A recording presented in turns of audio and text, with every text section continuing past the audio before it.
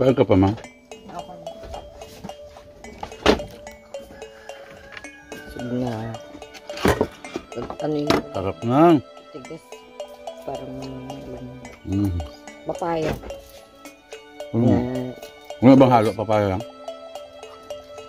Papaya lang. Kasi sobra eh.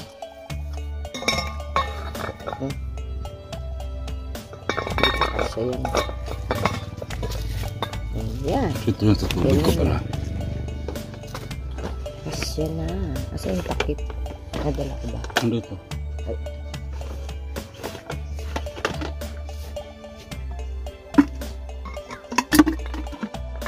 Ito nahuli nila. Mabilis pa naman yung ganong mga bagong... Mabilis. Active na ba?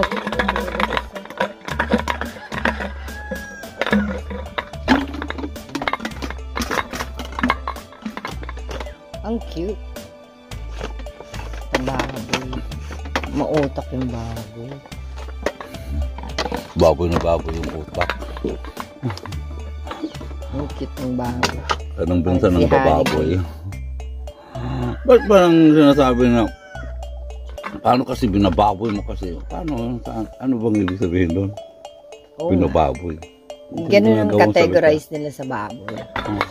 Paano kasi ako binababoy mo ako? They label pig means you're just a pig, you're messy, you're dirty, you're fat. Diba, baboy? Yun ang mga different meaning sa mind ng mga tao. Iba-iba. That's just an opinion. It's just Narinig a ko word. narinig ko sa mga dialogue sa drama yan.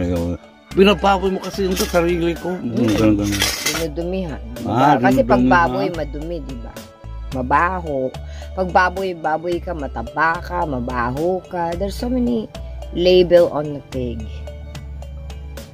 They put different people create different meaning of baboy in their head. Diba? O ano, di ba't nandito ka naman ulit? Bababoyin mo naman ako ulit. Oo, Ano diba? ba yun? Parang, They make it like a dirty word.